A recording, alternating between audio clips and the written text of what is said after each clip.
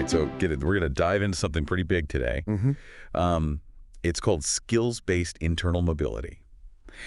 And basically, forget climbing that corporate ladder the way you think you know it. This is about your skills, like the actual stuff you can do, being the key to getting ahead. Yeah, it's a big change for sure. Companies are finally realizing that talent doesn't always come with a fancy degree, right?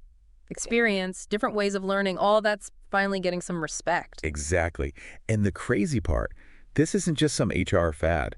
We've got our hands on this thing called the Skills-Based Internal Mobility Playbook. It's like a guide written by major companies to help them make this shift. They're actually using it right now. Wow. So by the end of this deep dive, you'll see why they're so invested in this whole thing. You got it. I mean, think about it. We're in a talent war, right? Companies are like throwing money at anyone who can code or design or analyze data, but getting them in the door, that's only half the battle. Keeping them around, keeping them happy, that's the tricky part. Yeah, keeping them engaged. Exactly. Engaged. And that's where skills-based mobility comes in. So it's not just about like dangling a promotion in front of people. No, it's way more than that. It's like offering a real clear path for growth, but based on what you can actually do. So instead of just hoping someone notices their skills, employees have this structured way to show off what they've got and plan their next move. So they can take control. Yeah. That makes a lot of sense. It keeps people from jumping ship to another company to find that, right? Exactly. It's like saying, we see your potential and we want to help you reach it right here. Right here, yeah. And this ties into a bigger idea, business agility. We all know the world of work is changing so fast. It's crazy. Right? Technologies pop up overnight, industries completely change. Yeah, it's enough to make your head spin. Right. So instead of scrambling to hire for roles that might not even exist in a year, that's smart. Skills-based mobility lets companies adapt from within. You figure out the skills you need to stay ahead of the curve, then you help your current employees develop those skills. It's like building a talent pipeline that's constantly evolving. So you're not just reacting to change, you're kind of anticipating it. Exactly. And don't forget about all that institutional knowledge. Promoting from within keeps that valuable experience inside the company, that understanding of the company culture. That's stuff you can't just get from a resume. That's true. Okay, so the business reasons, they're pretty clear. But I'm really interested in the equity side of this. How does skills-based mobility deal with some of those biases we've always seen in career paths? That's where things get really interesting. For a long time, access to opportunities has been mostly about degrees, those formal credentials. And that automatically creates barriers for people who maybe couldn't get that same education, maybe because of money or just systemic bias. It's like saying you can't even play the game unless you have this one specific ticket, even if you've got the talent. Exactly. A skills-based approach changes all that. It recognizes that talent comes from a lot of places, not just school. Hands-on experience, being involved in your community, even self-directed learning. And that stuff doesn't always show up on a resume. Right, so you're looking at what they can do, not just where they learned it. Exactly. And the data backs this up. There are studies that show, for example, that Black and Latinx employees, they're way less likely to get promoted than their white colleagues. Even when you factor in experience and how well they perform, skills-based practices, if they're done right, can help fix that imbalance. By focusing on what they can actually do. Yes. It's not just about making things fairer. It's about tapping into this huge pool of talent that's been overlooked for so long. That's a really good point. Yeah. But let's get into how this actually works. If we're talking about skills, how are they actually being defined? And more importantly, how do companies make sure those definitions are fair and consistent? That's the big question. And it's not as simple as just saying, I'm good at Excel, give me a raise. The playbook really gets into this idea of competency levels. Competency level. Okay, tell me more about that. Think of it like a spectrum. You might know the basics of a skill, enough to get by, right? Yeah, like I can use Excel, but to really stand out, you need to show you're at a higher level. Can you use that skill on your own? Can you adapt it to new situations? Can you even teach it to other people? Oh, so it's about how well you can use the skill, not just that you have it. Exactly. Okay, I get it. And companies are using different ways to figure out those competency levels. Self-assessments, peer reviews, even looking at how someone actually uses their skills on the job. So it's not just checking boxes on a resume, it's showing what you can do. Exactly. It's like building a portfolio of evidence to show what you're capable of. I love that idea.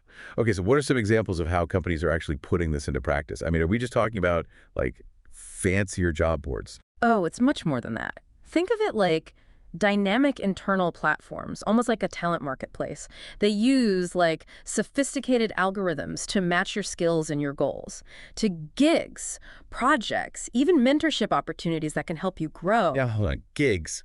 Like inside a company. Yeah, it's a whole new thing. That's that about? Think of it like try before you buy, but for your career. These short-term projects let you try out different areas, gain experience in new departments, and you build your network all without leaving the company. So it's a low-risk way to explore and build different skills. Exactly. And it's good for the company, too. They find hidden talent, get people working across departments. Break down those silos. Exactly. They get a better sense of what their employees can really do. That makes a lot of sense. But we can't forget about the human side of this. Skills are important, but so are connections. Yeah, for sure. And that's where mentorship and sponsorship come in.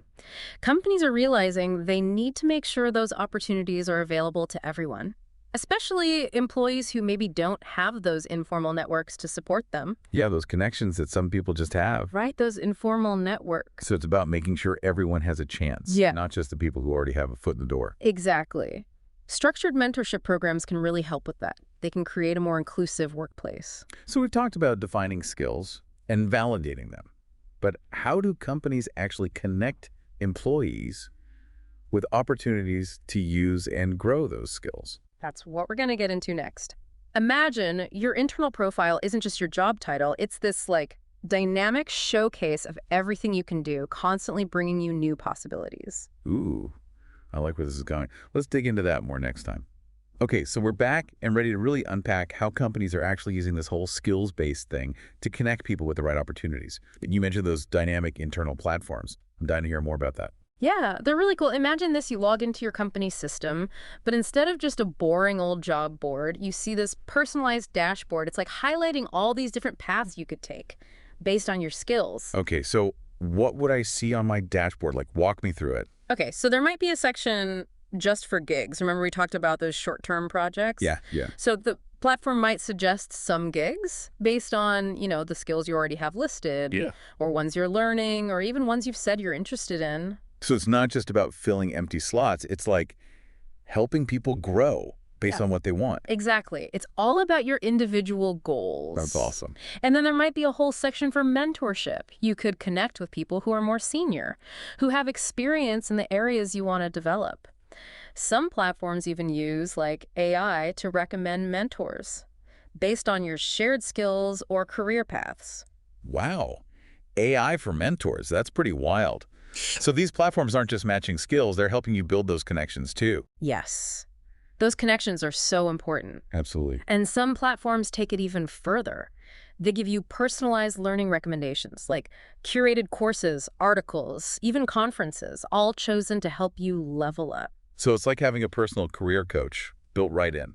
Exactly. I love how technology can do that, like actually empower people. Yeah, it's amazing what it can do. And don't forget about all the data these platforms collect. They gather so much information about skills, interests, aspirations. Yeah, that's a goldmine for companies, right? It is, but it's also a huge responsibility. Yeah, that was what I was thinking. Transparency and trust are super important here, right? Absolutely. Employees need to know what's being collected, how it's being used, and most importantly, they have to feel confident that it's being done ethically. It's got to benefit everyone, not just the company. Exactly. Open communication is key, and clear guidelines, and talking with employees about how that data is being used. So it's not just about the platform, it's the whole system around it. Right, exactly. Okay, so we've got these amazing platforms, but they need good data, right? How do companies make sure they're defining and measuring skills in a way that's fair? That is the million-dollar question. And there's no easy answer. Remember how we talked about competency levels? Defining those levels so they're objective and consistent. Across different roles and departments, it can be really tricky. Yeah, what works for a software engineer might not work for a marketing manager. Exactly. And then there's the whole issue of bias. Bias can creep into the assessments. Self-assessments can be subjective. Peer reviews can be influenced by personal relationships. And even algorithms, if they're not designed carefully, they can make existing biases worse. So you still need humans involved, even with all the tech. Yes. It's about finding that balance between data and human judgment. Like a checks and balances kind of thing. Exactly. Companies need to be constantly evaluating their processes, looking for blind spots, being willing to change things as they go. It's like that saying, the only constant is change. But here, it's about using that change to make a system that's truly fair. That's a great way to put it. And this brings us to another important aspect, measuring success. How do companies know if all this is actually working? Yeah, they can't just set it up and hope for the best, right? Right. They need to set clear goals, define what success actually looks like. Okay, like what are some examples of those goals? Well, are we seeing people stay with the company longer? Are we seeing more diversity in leadership positions? Are employees feeling more engaged, more empowered? So it's about the big picture, making sure it's actually making a difference. Exactly. And it's about using data to track progress and to find areas for improvement. What's working well? What needs to be tweaked? Where are the gaps? It's a constant process of getting better. It is. And this whole idea of continuous learning, it applies to companies too, not just individuals. So companies need to be as agile as the workforce they're trying to build. Exactly. And this leads to a really important point. We've been talking a lot about companies, but individuals have a huge role in this shift too. Oh, okay. Tell me more about that. Well, in a world that's so focused on skills, it's more important than ever for people to be proactive about their own development. So it's not enough to just show up and do your job. Yeah. You have to be thinking about your skills, how to develop them, how to show them off. Exactly. You have to take ownership of your learning. Take charge. Yeah. Figure out what skills are in demand in your field. What are the new technologies, the trends you need to know about? So it's about being curious, staying informed, always looking for ways to grow. Exactly. And it's about being able to talk about your skills in a way that grabs people's attention. Like sell yourself. In a way, yes. You're Yeah. building a personal brand around your skills. Especially online, right? Especially online. Companies are using algorithms to find talent, so you need a strong online presence. Show off your skills and accomplishments. It's like we're all becoming entrepreneurs of our own careers. In a way, yes. And that can be a little scary, but it's also really empowering. You're in control. Exactly. That's what makes this whole skills-based approach so exciting. It's not just about getting a job, it's about taking charge of your future. I love it. It's a whole new mindset. It is. And it can lead to a better workplace for everyone. More equitable, more engaging, more innovative. That's what it's all about. This really feels like a turning point. You know, Yeah. this whole idea of skills-based internal mobility. It's not just like a little tweak here and there. It's a whole new way of thinking about work. I agree. It's exciting. It is. And for me, the most exciting part is the potential for change. Like, imagine a workplace where people are valued for what they can actually do, not just for their degrees or whatever boxes they've checked. A place where everyone has a real chance to contribute and learn and build a career they love. That would be amazing. It would. And it's not just a dream. Companies are already seeing the benefits. They're attracting better talent, keeping their employees longer. They're becoming more adaptable, more agile. More ready for whatever comes next. Exactly. And for individual employees, it's about empowerment, right? Yeah. Taking control of their own careers, becoming lifelong learners. Yeah, it's about always looking for new challenges, new opportunities. So you're not just stuck. Exactly. And that feeling of agency, that belief in your own ability to grow, that's what drives innovation. I love that. It's really inspiring to think about the possibilities. It is. But like with any big change, there are going to be bumps in the road, right? Oh, yeah, for sure. We talked about some of them already. You need clear definitions of skills. You have to watch out for bias in those assessments. Transparency and trust are crucial with all that data. And I bet there are going to be things we haven't even thought of yet. Absolutely. This is a journey. It's not like we flip a switch and we're done. There's going to be a lot of trial and error. Exactly. Experimenting, learning as we go, being willing to adapt. Being flexible. Yes. But the most important thing is to keep that big picture in mind, to create a workplace that's truly equitable and engaging for everyone and fulfilling too, right? People should enjoy their work. That's a great point. It's not just about the program itself. It's about the whole culture around it. A culture that values skills and celebrates growth. Absolutely, where people feel empowered to reach their full potential. That's what makes this so exciting. It's about so much more than just, jobs. It is. It's a bigger conversation. So as we wrap up this deep dive into the skills-based internal mobility playbook, what's the one thing you want our listeners to walk away with? I'd say this. Whether you're a leader in your company or you're just navigating your own career, remember, skills are the currency of the future. That's a good one. Invest in your skills, nurture them, showcase them. Don't be afraid to brag a little. Exactly. And never stop learning. The world is changing faster than ever. Huh. Being able to adapt and grow, that's what's going to make you successful. Couldn't have said it better myself. Yeah. All right, well, that's it for our deep dive today. Thanks for joining us. And until next time, keep diving deep and keep those skills sharp.